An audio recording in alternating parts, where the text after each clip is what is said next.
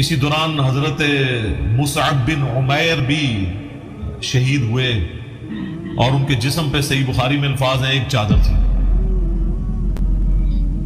سر ڈھانپتے تھے تو پاؤں ننگے ہو جاتے تھے، ایک چادر سر وہی تہمت تھی، اسی کو ان کی ایک کفن بنایا گیا اور پاؤں ڈھانپتے تھے سر ننگا ہوتا تھا۔ پھر حضور نے فرمایا کہ اس کا سر ڈھانپ دو چادر سے اور پاؤں والی جگہ پہ ازخر ایک گھاس ہے جو مدینے میں پائی جاتی تھی وہ ڈال کے تو ان کو دفنایا گیا۔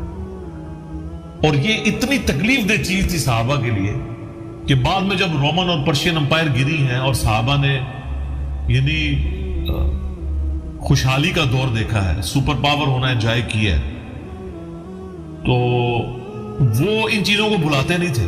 صحیح بخاری میں حدیث ہے کہ عبد الرحمن بن عوف روزے کی حالت میں تھے،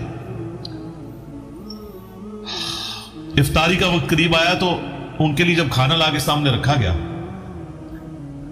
تو انہوں نے غزوہ احد کو یاد کرنا شروع کر دیا، کتنی پرانی بات، اور کہا کہ اللہ کی قسم مصعب بن عمیر مجھ سے افضل تھا، لیکن احد کے موقع پہ جب ہم دفنا رہے تھے تو چادر بھی پوری نہیں تھی ہمارے پاس، وہ اسی کسو کرسی میں گیا، ہم اسے کفن بھی نہیں دے سکے، غربت کا ہمارا یہ عالم تھا۔ اور پھر کہا کہ حمزہ بن عبد المطلب وہ مجھ سے افضل تھے لیکن وہ احد میں شہید ہو گئے، اور پھر کہنے لگے کہ ہم لوگ پیچھے بچ گئے ہیں، ہمیں تو یہ ڈر لگا رہتا ہے کہ وہ تو اللہ کی جنتوں میں پہنچ کے کہیں ایسا نہ ہو کہ اللہ نے جو آخرت میں ہمیں دینا ہے ہمیں دنیا میں نہ دے دیا ہو، کیونکہ وہ لوگ تو کامیاب دنیا سے چلے گئے اور ہمارے لیے اللہ تعالیٰ نے دولت کے خزانے کھول دیے۔ اور پھر رونا شروع کر دیا، حتیٰ کہ وہ تابعین کہتے ہیں کہ حضرت عبد الرحمن بن عوف نے کھانا بھی اس دن نہیں کھایا، افطاری یعنی سامنے رکھی ہوئی تھی وہ کھانا بھی بھول گئے۔ صحیح بخاری اور مسلم میں آتا ہے حضرت ابو ہریرہ کے بھی سیم اسی طرح کا واقعہ، ان کے سامنے ایک بھنی ہوئی بکری لا کے رکھی گئی، ان کا حضور تو پوری زندگی اس حالت میں رہے کہ آپ پہ فاقے تھے اور ہم لوگ یہ کھا رہے ہیں، تو انہوں نے وہاں کھائے بغیر ہی وہاں سے اٹھ گئے۔ اور پھر صحیح بخاری مسلم کے الفاظ ہیں، حضرت ابو ہریرہ کہا کرتے تھے کہ رسول اللہ نے ہمیں فرمایا تھا ان قریب دنیا کے خزانے تم پہ کھول دیے جائیں گے، مجھے یہ خطرہ نہیں تم میرے بعد بھوکے مرو، لیکن مجھے یہ خطرہ ہے کہ دنیا کے دہانے تم پر کھول دیے جائیں گے مال و دولت کے، اور پھر تم دنیا کی محبت میں ایک دوسرے کو قتل کر کے تباہ و برباد ہو جاؤ گے جس طرح اگلے لوگ۔ اور پھر کہا کہ مجھے لگتا ہے کہ رسول اللہ صلی اللہ علیہ وآلہ وسلم جو کہہ کے گئے تھے آج دنیا کے خزانے ہم پر کھول چکے ہیں، محنتیں ان کی تھیں اور آج تم ان کا پھل کھا رہے ہو۔ تو وہ ہر وقت اس چیز کو انالائز کرتے تھے، کیونکہ احد کے شہداء پہ تو وہ خطبہ ہے بخاری اور مسلم کا کہ نبی صلی اللہ علیہ وآلہ وسلم نے اپنی وفات سے 1 مہینہ پہلے عقبہ بن عامر کہتے ہیں کہ غزوہ احد کے شہداء پہ دوبارہ سے نماز جنازہ پڑھی 8 سال کے بعد، 3 ہجری میں غزوہ احد ہوا تھا، اور آپ نے اپنا ممبر جو ہے نا وہ وہاں پہ لگوایا، قبرستان کے اندر ممبر لگوایا، یعنی چونکہ آپ کا الوداعی خطاب تھا تو آپ نے یعنی بڑی، اب یہ حجۃ الوداع کے بھی بعد کا واقعہ ہے، یعنی وفات سے 1 مہینہ پہلے، بخاری مسلم کے الفاظ ہیں۔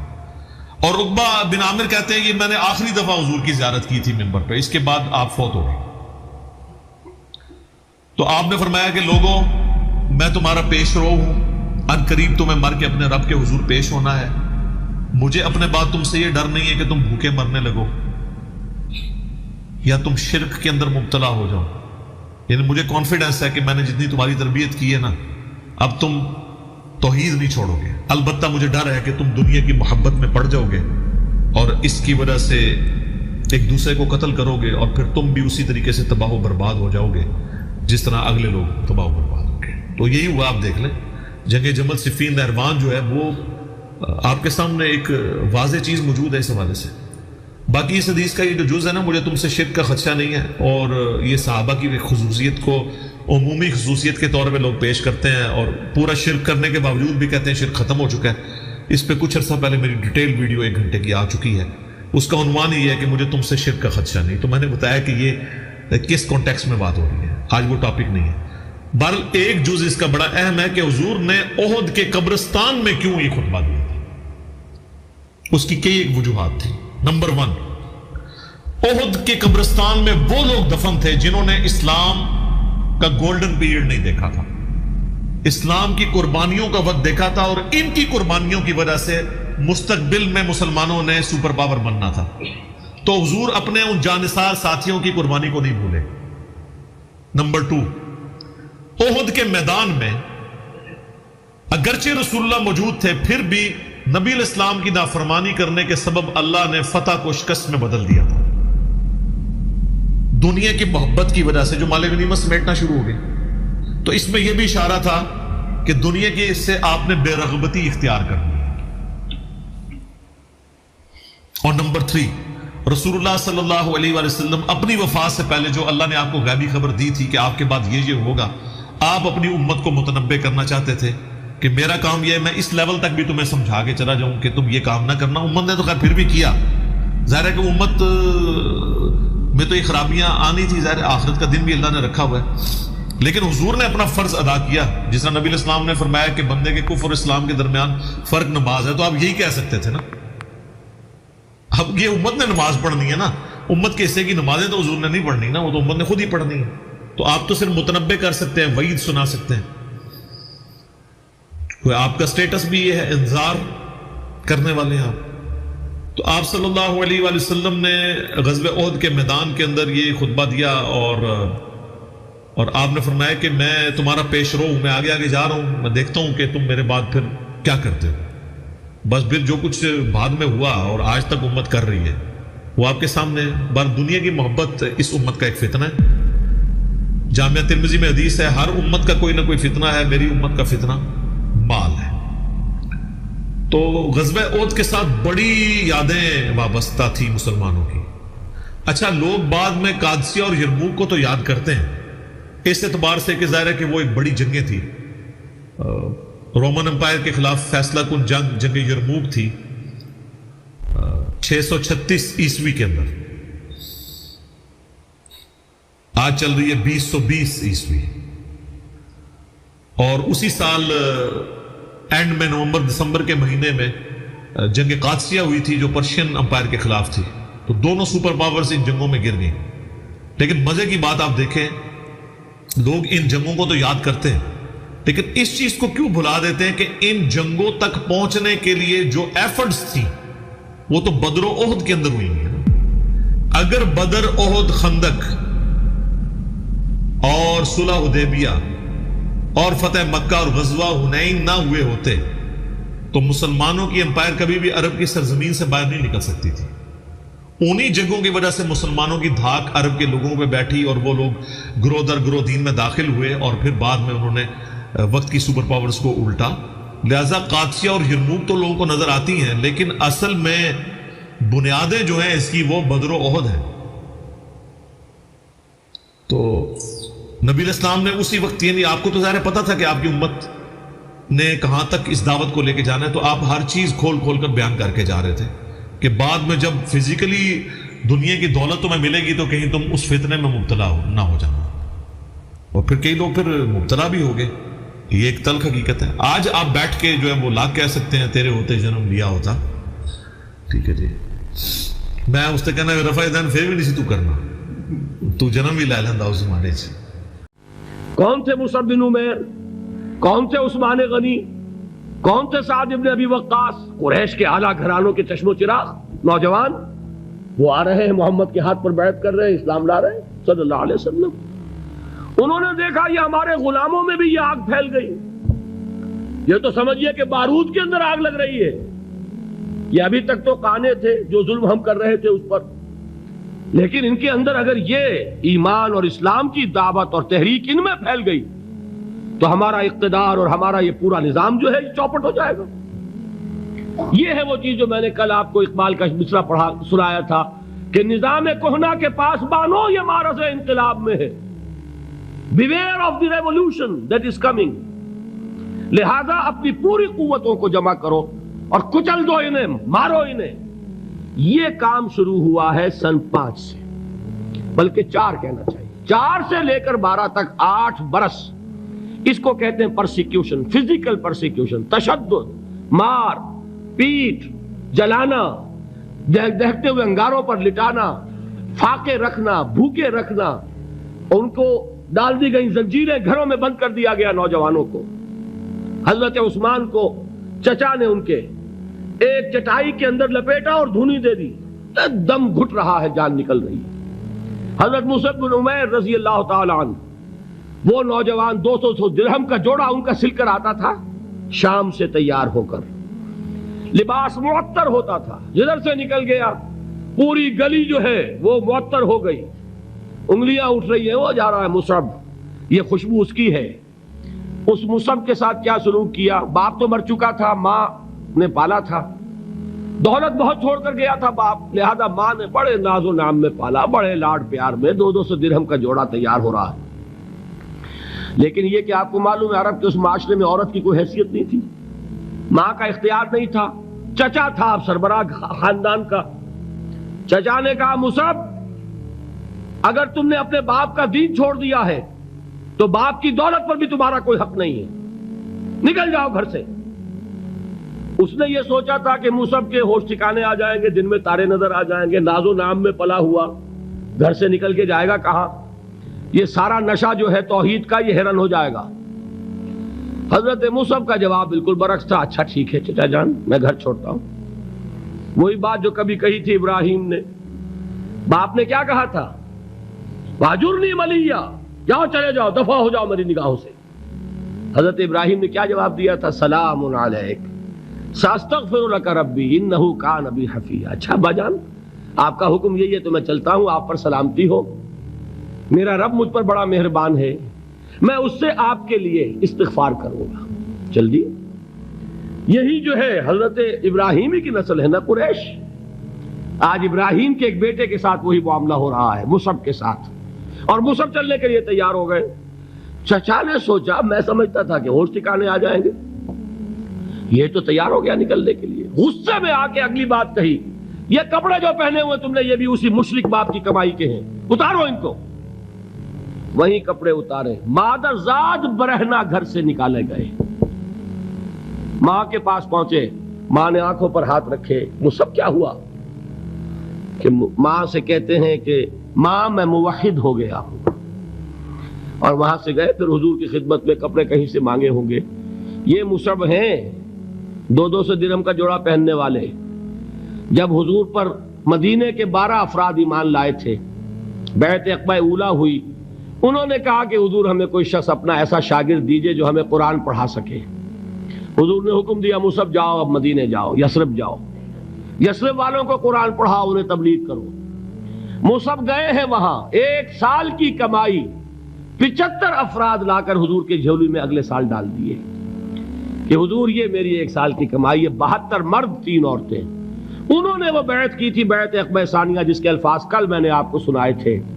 بایعنا رسول اللہ صلی اللہ علیہ وسلم علی السمع والطاعت فی العسر والیسر والمنشط والمکرہ وعلی اثرۃ علینا وعلی لا ننازع الامر اہلہ وعلی ان نقول بالحق اینما کنا لا نخاف فی اللہ لومۃ لائم۔ یہ 72 مرد تھے مدینے کے جنہوں نے یہ بیعت کی۔ پھر انہوں نے ریکویسٹ کی کہ حضور اب آپ ہمارے ہاں تشریف لائیے، ہم اگر یہ مکے والے وہاں حملہ کریں گے تو ہم آپ کی حفاظت کریں گے جیسے کہ اپنے اہل و عیال کی کرتے ہیں۔ بہرحال وہ مصعب بن عمیر ہیں جو غزوہ احد میں شہید ہوئے، اور جب شہید ہوئے تو ان کے جسم پر صرف ایک چادر تھی۔ ایک بات تو یہ نوٹ کیجئے، موضوع سے ذرا بات تھوڑی ادھر ادھر جا رہی ہے، لیکن یہی چیزیں ہیں اصل میں کہ جو ہمارے دلوں کو منور کرنے والی ہیں نور ایمان سے۔ وہ علم بردار تھے غزوہ احد میں، جھنڈا مسلمانوں کا ان کے پاس تھا۔ ایک ہاتھ پر ایک شانے پر وار پڑا، ہاتھ کٹ گیا، دوسرے سے تھاما، دوسرے پہ کٹ گیا، اب دونوں حصوں کے بچے ہوئے ٹکڑوں سے جھنڈے کو تھاما، گرنے نہیں دیا، یہاں تک کہ شہید ہو گئے۔ گرے ہیں تو جھنڈا گرا ہے۔ شکل میں حضور سے بہت مشابہ تھے، خبر اڑ گئی کہ محمد شہید ہو گئے صلی اللہ علیہ وسلم۔ یہ مصعب بن عمیر کا واقعہ ہے۔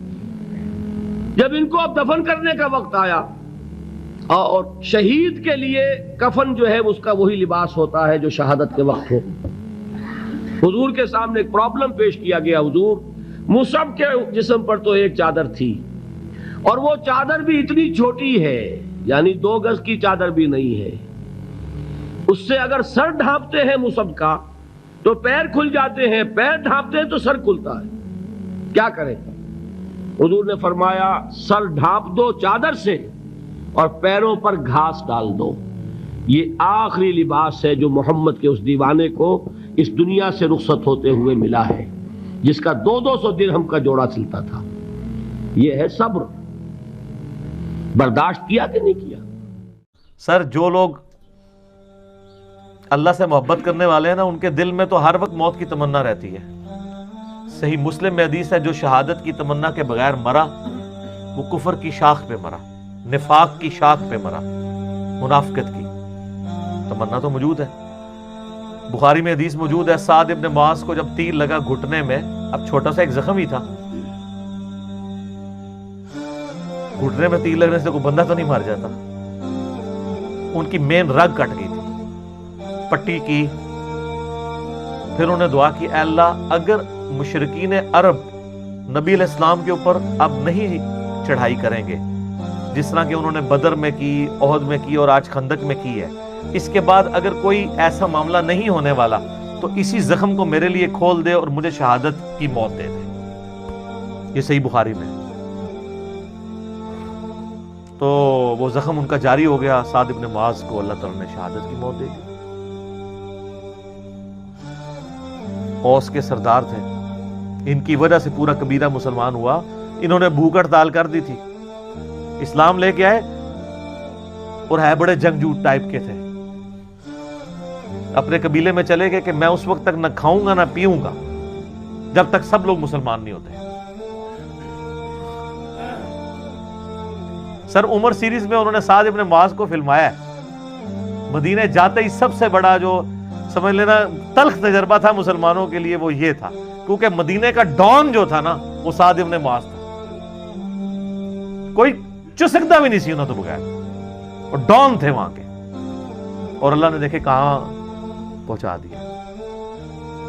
اور ان کو وہ شہادت کی تمنا ملی، کیونکہ بخاری میں موجود ہے نبی علیہ السلام نے خندق کے موقع پہ کہہ دیا تھا کہ یہ آخری دفعہ ہے کہ کافر تم پہ آئے ہیں، اب تم کافروں پہ حملہ کرو گے. اور وہی ہوا. اگلے سال نبی علیہ السلام نے پھر 6 ہجری کے اندر عمرے کا ارادہ کیا، وہ صلح حدیبیہ ہو گئی. 7 ہجری میں غزوہ خیبر ہوا، 8 میں فتح مکہ ہو گیا. تو مومن تمنا کرتا ہے موت کی اس اعتبار سے کہ اے اللہ اگر دنیا میں میرے لیے کوئی خیر باقی نہیں ہے، میرے لیے زندگی میں امتحان ایسے آنے والے ہیں جن کو میں برداشت نہ کر کے کفر کی زندگی میں نہ چلا جاؤں، اگر اس اعتبار سے کوئی موت کی تمنا رکھتا ہے تو وہ صحابہ کی سنت ہے. شہادت کے اعتبار سے جو تمنا رکھتا ہے، کیونکہ اگر آپ تمنا ہی نہیں ہوگی شہادت کی تو آپ جنگ خاک لڑیں گے جا کے. خالد ابن ولید جو ہے وہ کس طریقے سے ان کے اعصاب کے اوپر سوار تھے رومنز کے اور پرشینز کے. وہ سیدھا پہلے تو خط بھجواتے تھے کہ میں وہ قوم لے کے آ رہا ہوں کہ تمہیں شراب اتنی محبوب نہیں ہے، عورتیں اتنی محبوب نہیں ہیں جتنا وہ موت سے محبت رکھتے ہیں. تو سر ایسے جو لوگ ہیں جو آپ کے ذہن میں شاید کھر دماغ ہوں، ان کے آگے کون سی سپر پاور ٹھہر سکتی ہے؟ لمیٹڈ ریسورسز کے ساتھ یرموک اور قادسیہ کے اندر انہوں نے ناکو چنے چموا دیے ان کو. ایک گل ہی کچھ اور سی، ٹھیک ہے، وہ مستند الحاکم میں موجود ہے کہ وہ یہ دعا کرتے تھے اللہ اس نبی کو جلدی جلدی بھیج تاکہ ہم اس کے ساتھ. تو جو اللہ کہہ رہا ہے نا کہ پہلے تو تم اس نبی کے ذریعے سے جنگوں میں فتح مانگا کرتے تھے، مراد یہ کہ کہتے تھے کہ جنگ میں فتح ہوگی جب یہ میرے پیغمبر آئیں گے، اب جب آئے تو انکاری ہو گیا. وسیلہ اور توسل پہ میرا مسئلہ 43 دیکھ لیں، اس میں میں نے اس آیت کو کوٹ کیا تھا. اور آپ دیکھیں جو ہدایت یہود و نصارہ کے پاس ریٹن فارم میں تھی انہوں نے انکار کیا، ان کو فائدہ نہیں ہوا. اور جن کے لیے نہیں تھی انہوں نے یہودیوں سے سن کے قبول کر لیا، دنیا کے امام بن گئے. اوس اور خزرج، اوس اور خزرج جنگجو تھے عرب کے، مشرکین عرب کے قبائل. جب بھی یہودیوں سے لڑتے تھے، یہودی چونکہ دنیا دار، دنیا پرست، بزدل، ہمیشہ ہی جنگ میں مار کھاتے تھے. تو یہ کہتے تھے بچو جی اب تو مار رہے ہو نا، جب وہ آخری نبی آئیں گے نا ہم ان کے ساتھ مل کے پوری دنیا پہ غلبہ کر لیں گے. تو یہ اوس اور خزرج کے کان پک چکے تھے یہ بات سن سن کے، اور وہ ڈرتے تھے کہ یار ان کا مسیحا کب آئے گا، وہ منجی اور ہادی بن کے، یعنی محمد رسول اللہ صلی اللہ علیہ وسلم. جب وہ آئے تو یہ تو اپنے بابوں کے پیچھے لگ گئے علماء یہود کے. اوس اور خزرج نے یہودیوں سے پہلے ہی ان کا یار یہ وہی پیغمبر نہ ہو. حج پہ آئے ہوئے تھے، وہاں دیکھا حضور علیہ السلام خیموں میں دعوت دے رہے ہیں. انہوں نے کہا اس سے پہلے کہ یہودی ایمان لے کر ہیں تم ہی ایمان لے کے ان کو اپنا لیڈر بنا لو. اور سر پھر اللہ نے دنیا کے امام ان کو بنا دیا. اسی لیے ہم کہتے ہیں کہ یہ ضروری نہیں ہوتا کہ آپ محنت جس جگہ کر رہے ہیں وہیں پہ رزلٹ نکلے. رزلٹ کہیں اور نکل سکتا ہے. مودودی صاحب کی پوری محنت سب کانٹیننٹ میں ہے, رزلٹ نکل رہا ہے الجزائر کے اندر, مصر کے اندر, افریقہ کے اندر, وہاں ان کو ایز اے ٹیکسٹ بک. اور آج جو مسلمانوں کا سب سے پاپولر لیڈر ہے طیب اردگان, وہ کہتے ہیں میرا روحانی مرشد جو ہے مودودی ہے. تو سر رزلٹ کہیں اور نکلے گا, وہ اللہ کو پتہ رزلٹ کہاں نکالنا ہے, جو قبول کر لے گا. ورنہ چچا ہوگا ابو لہب ہوگا, اور بلال حبشہ سے آیا ہوا ہے جس کے بارے میں بخاری میں آتا ہے سیدنا بلال. سیدنا عمر کہتے تھے ابو بکر ہمارے سید ہیں جس نے ہمارے سید بلال کو آزاد کروایا, رضی اللہ عنہم اجمعین وعلیہم السلام اجمعین. تو جو محنت کرے گا میرے بھائی اس کو رزلٹ ملے گا. میرے خیال ہے اسی آیت کے اوپر ہم کنکلوڈ کرتے ہیں. اگلی دفعہ انشاءاللہ یہیں سے اس کو آگے لے کے چلیں گے کہ اللہ تعالیٰ نے وہ ہدایت جو یہودیوں کے لیے ڈائریکٹلی ہدایت کا سبب تھی, انڈائریکٹلی وہ ان کے لیے جو اوس اور خزرج تھے مشرکین عرب کے قبائل ان کے لیے بنا دی.